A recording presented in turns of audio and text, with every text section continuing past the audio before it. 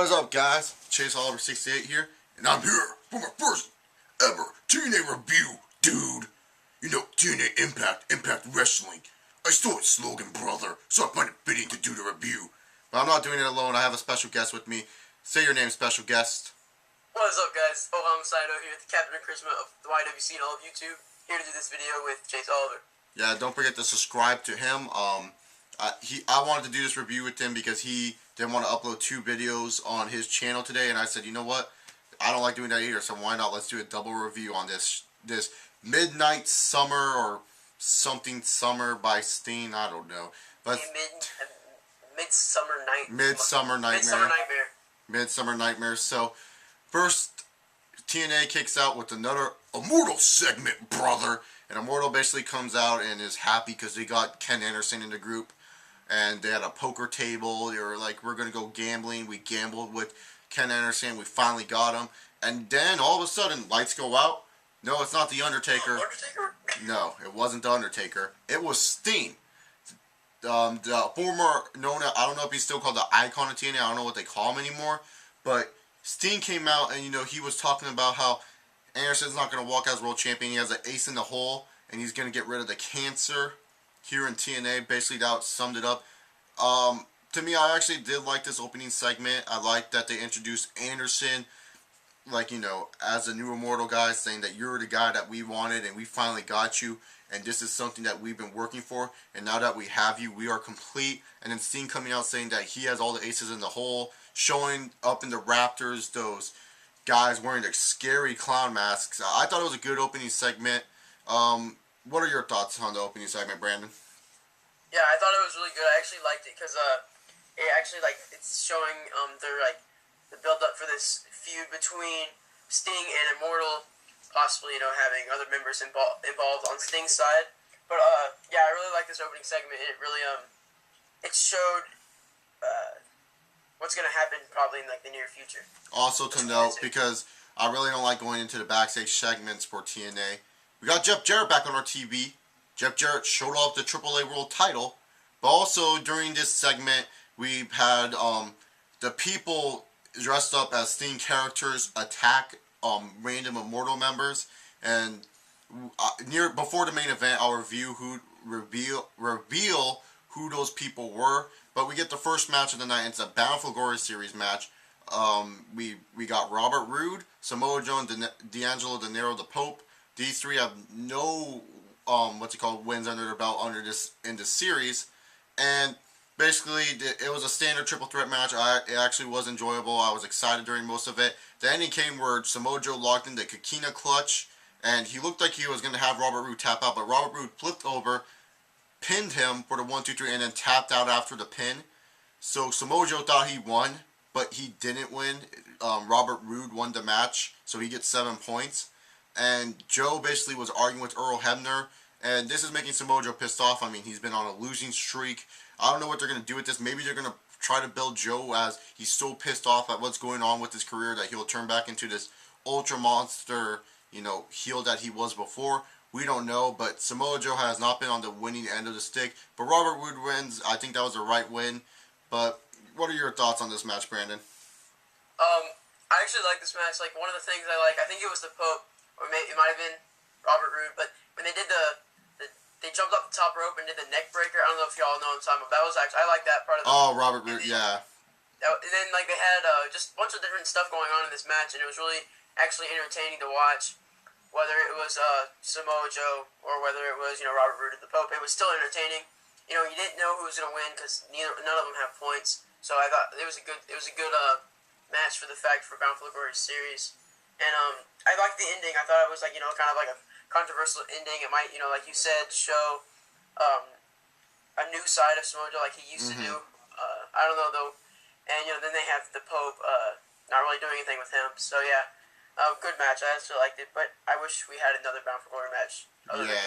We only had one Bound for Glory series matches, but we'll also talk about next Thursday's Impact because that seems like a pay-per-view to me if you look at the card. But next up on the card, we actually get an exhibition match, Shannon Moore versus Austin Aries.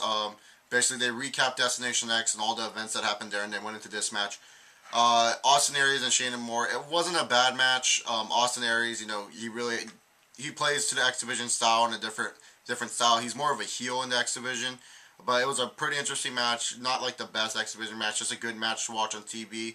And Austin Aries picked up the win after he was trying to use the Book of Dillygaff to get Shannon Moore like distracted. Shannon Moore grabbed the Book of Dillygaff, and the referee took it away. And as the referee took it was behind, Austin Aries used Shannon Moore's chain and hit him in the face with it.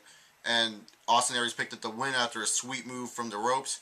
Good win by Austin Aries. He won the TNA contract match. I saw why they gave him the win. And at the end, it was interesting. Alex Shelley coming out the number one contender to the X Division title. You know, showing he used a chain to the referee, and the referee said he didn't see it. He's not allowed to call it. And Austin Aries like smiling. They actually had a backstage little segment on them talking about the events that happened, like that recently happened. Shannon Moore talking to Alex Shelley, and then talking about Austin Aries saying that you got to do what's necessary to get ahead in this business.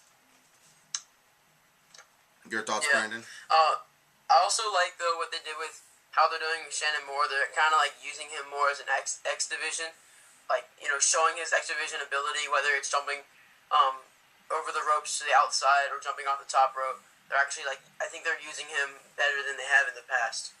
Yep, agreed. And then we get a backstage segment that I would actually like to talk about because, like I said, I don't really like to cover backstage segments in TNA, but D-Von and Pope actually had an interesting backstage segment. If you guys have been following TNA, basically the Pope has been talking to D-Von's family. And D-Von says that he doesn't trust the Pope, especially what the Pope did with Samoa Joe's family in the past, or Samoa Joe's, I don't know if that was Samoa Joe's family, I can't remember, but he said that he doesn't trust the Pope. Like, you came in here as a good guy, and then all of a sudden you start to act like a dick and screw people over, and I don't trust you with my boys and all this other stuff. And Pope was saying, hey, the way you're acting is kind of crazy, man. You can trust me. And I actually was digging this segment because both Pope and D-Von seem to have some chemistry talking to each other, and it was just a nice little segment having like D-Von's boys all the way like, oh yeah, later Pope, like when D-Von said stop talking to him, they just kind of like ignored the D-Von. He's like, hey, did you guys hear me? I like this segment. I don't know if you did, but I actually did enjoy the segment a little bit. And then he blamed Pope, and then Pope was all like, oh, I won the Bound for Glory series match for you. I let you get the pin, and he said that was your dumb mistake fault. You shouldn't have done that. You decided to further yourself down the ladder or something. I don't know, but I did enjoy this segment. Yeah, I like it too. I want to see where they go with this because, for the past couple of weeks, for maybe months, it's been basically the same. D-Von telling Pope to stay away, but this was actually one of the better segments out of all of them. Because it was actually one of those where it showed the relationship between Pope and D-Von's sons, and actually showed what D-Von thought. And I want to know where they're going with this because they've been having this going on for a month or so, and I think they could go somewhere good. And so they're then, not really using Pope, so after a good segment, we go to see Terra versus Madison Rayne. At least Terra won, that's all I gotta say. This match wasn't that great. It consisted of Madison Rayne running away from Terra, looking to win the match using her present. Then Terra wins with the Widow's Peak, and then Terra tries to chase Madison Rayne out of the ring with a fucking spider. That was it. yeah, Nothing more to say about this match. nothing at all.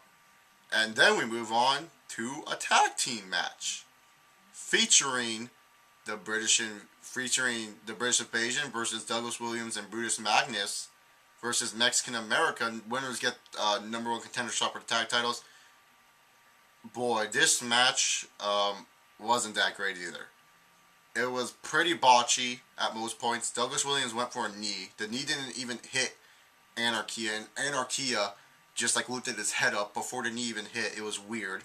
It was good in the beginning. Then near the end, it kind of just was like, really? The ending came like this.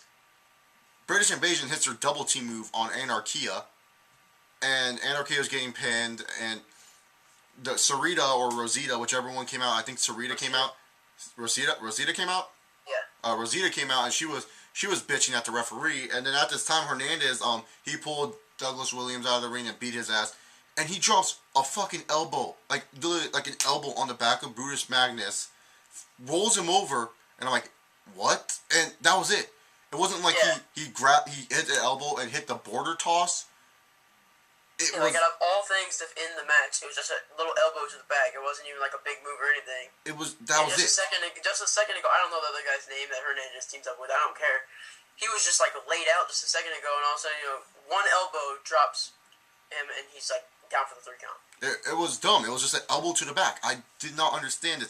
I understand why Mexican American won the match because you want a heel tag team to face a face tag team, but you couldn't have Hernandez hit the border toss, and it's not like the referees and tag team matches really care if they see that the tag team partner hit a finisher.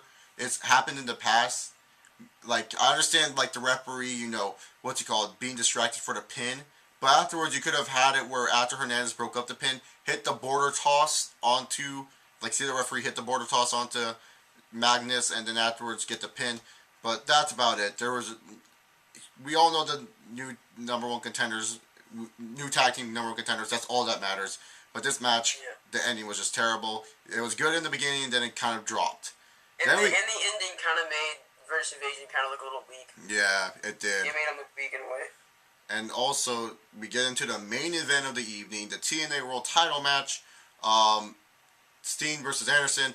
Now, earlier I said that I was going to go over who were the guys dressed up in the Steen costumes, the clown costumes. They're actually the members of Fortune, AJ Styles, Kazarian, James Storm, and Robert Roode. I liked what they did there because Fortune actually does. It wasn't Robert Roode, it was Christopher Daniels. Oh, Christopher Daniels, my bad. Like, I actually did like what they did there because Fortune does hate Immortal, like their rival factions. So I like that the Immortal guys got taken out by people from the faction Fortune. Like I actually did. It made Fortune look a lot stronger, even though without being on the show. And not to mention, Fortune got a big win with Robert Roode earlier tonight. But still, I like what they did there. It made Fortune look, I don't know, a little bit stronger in my mind. I thought they did a good job using Fortune as those 4. But there's actually 5 in the Raptors, and the 5th man comes during the world title match. And so now we go into the world title match. Steen versus Mr. Anderson. This match, Steen, like I said, he's been decaying in age. Like, he really can't wrestle a full-on match. He's forgetting his spots. It's not, it wasn't terrible. It wasn't that bad, but it really showed off more of what Steen's Joker gimmick is like in the ring. I really didn't like it that much, but near the ending, this is what happened. Anderson was picking up Steen. I don't know what he was going to do, but he was picking him up in the fireman carries position. The referee gets kicked in the head. Steen locks in the Scorpion Death Drop, and Anderson's tapping out. Anderson manages to get out of the Scorpion Death Drop, and he's looking to hit the mic check. All of a sudden, the lights go out in the arena, and a clown man comes out and breaks up the move by Anderson, and Steen is down, and Anderson's fucking confused. He doesn't know what the hell is going on. And then later on, the lights go out again. Lights come back on. Mr. Anderson's in the fucking ring. He's like, what the hell? And he's looking at the clown guy. And he's just like looking at the clown guy. The clown guy's just like nodding his head. Mr. Anderson's like, whatever. And then Steen comes out of fucking nowhere. Kicks Mr. Anderson in the back. And then grabs the Scorpion Death Drop. 1, 2, 3. New World Heavyweight Champion Steen. Steen is the new World Heavyweight Champion. And then we found out who it was. It was the number 1 contender, Kurt Angle. Now, earlier tonight, Kurt Angle talked about his number 1 contendership. And I want to touch that there now instead of in the middle of the show, in the middle of this review, and why he attacked Mr. Anderson, because he mentioned in his promo in the middle of the show how he wanted Steen more than Anderson because he has never defeated Steen in his career. Steen's a guy that he wants to defeat. He has a passion for defeating Steen, so I think this may lead up to something bigger and better. And yes, I know Steen winning, it sucks for Mr. Anderson, but at least they gave a reason why Steen won the match, and they had Kurt Angle help him out, because Kurt Angle has this big motive of wanting to defeat Steen. He wants to defeat Steen. That's what he mentioned in his promo. He said he couldn't care less about Mr. Anderson. He wants Steen. But I think that maybe it'll lead into next week's Impact. Hopefully it does. But at least it gives a reason why Mr. Anderson lost. It's not like a spoiler that just said, oh, Steen beat Mr. Anderson. Maybe this could lead to a good storyline. But I still don't just like the fact Mr. Anderson lost. This is his 2nd time, losing the belt in a month and a half. What are your thoughts about this? Well, Kurt Angle also said in his promo that he was going to be there at the main event because of what Anderson did to him last week. Mm-hmm. So I knew he was going to show up, whether it was after the match or during the match. I didn't know that was him, though. I didn't know that was him in the costume. But I thought that, like, I actually like what they're doing with, first, like, Sting. I like what they're doing with his new gimmick. Because really, there's no one else, if they wanted to do that gimmick, there's really no one else they could put him on Yeah. and actually do it well. And then I like what they're doing with Fortune, because Fortune really isn't being used that well. And so, like, as like they used to, they're not being as used as much. So I like what they're doing with them, kind of like showing that they're on Sting's side. We could maybe see a frontline kind of main event Mafia thing like we saw a couple years ago, instead being Immortal versus, you know, Sting and like all them and Fortune. We could see something like that.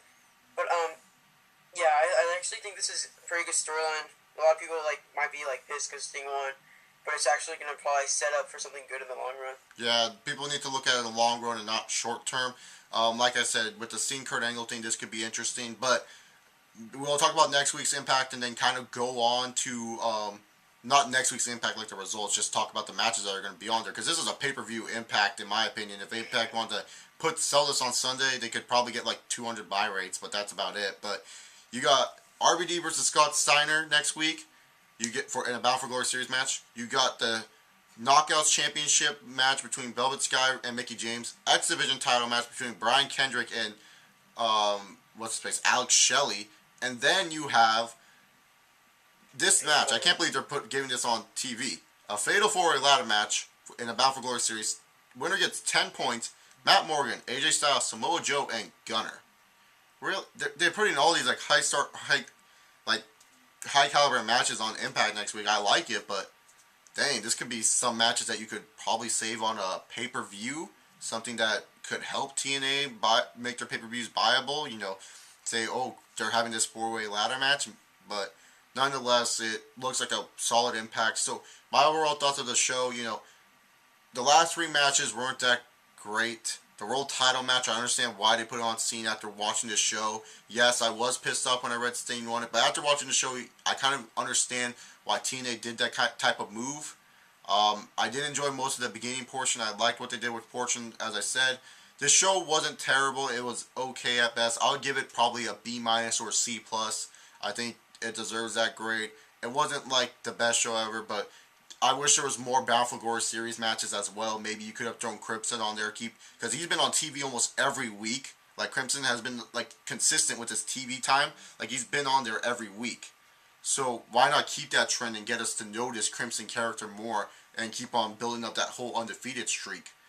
That's all I gotta say about this show. Brandon likes to grade his and numbers. So Brandon, what did you rate this show out of 10? Out of 10, I'd probably, I'll do it out of 5, because 10's kind of, I do that favorite. I'll do it out of 5. I'll probably give it like a 2.5.